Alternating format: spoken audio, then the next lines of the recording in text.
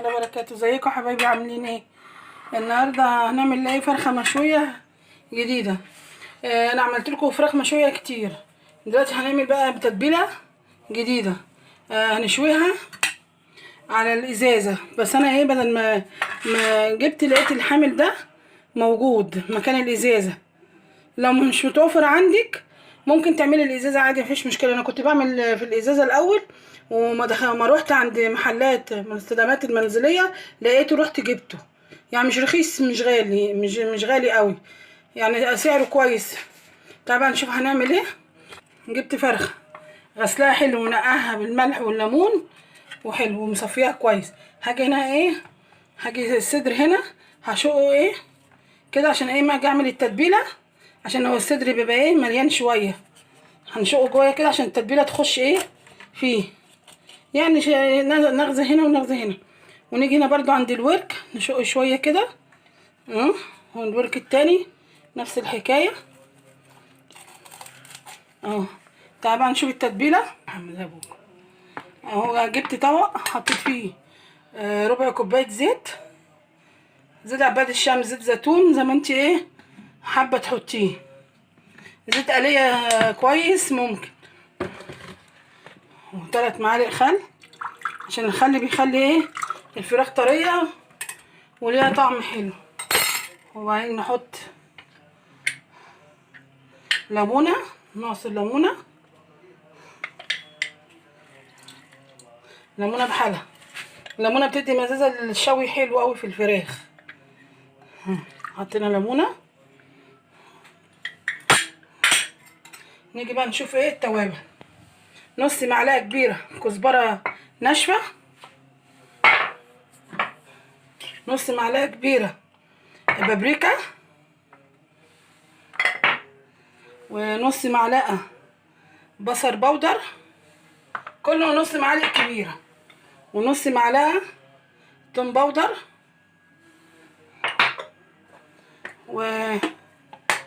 ورشه زعتر، يعني بتاع ربع معلقه كده زعتر. الزعتر في الشوي بيبقى جميل، بيدي ريحه حلوه. ربع ما يعني ايه، ربع معلقه كده رشه حبهان مطحون، معلقه صغيره فلفل اسود. الملح بقى على حسب ايه هحطك انت. انا بحط ايه، حطيت نص معلقه كبيره عشان ما تطلعش ايه حادقه التتبيله. وعندنا ملح مبهر حطيت ايه نص معلقه برضو منه. هنيجي بقى نقلب التتبيله الجميله دي كده، نقلبها حلو لغايه ما تدوب ايه البهارات في قلب الزيت والليمون والخل. نقلب حلو كده، ريحتها جميله. بص اهي ما فيهاش اي حاجه اهي. قلبي كويس كده، اهم حاجه تدوبيها كويس. دوبتها كويس. نيجي بقى ايه، نجيب الفرخه. معلش انا كده هضطر بقى ايه هستعمل بس ايدي عشان اعرف ايه اعملها. انا طبعا غاسله ايدي على طول، احنا في المطبخ كل شويه نقعد نغسل ايه، يعني ندخلها كده حلو، نعمل لها ايه اهي حلو قوي كده. وهندخل جوه كده التتبيله في قلب الفرخه من جوه، وهنا عند الصدر كده تحت كده اهو نحط التتبيله كده. ونجيب برضو عند الورك كده ندخل كل حته بقى في الفرخه ايه تغرقيها تتبيله. نيجي هنا بره كده عند الصدر نوزع الجلد ده شويه كده، ندخل برضو كده. وسعنا الجلد بتاعها من عند الصدر كده، وندخل بايدنا كده اهو، نوزع بالراحه كده فيه اهو. وزعنا هنا. نيجي بقى ايه الظهر اهو، نوزعها بقى في كل حته في الفرخه كده. ده كده كويس كده في الفرخه بالتتبيله كده.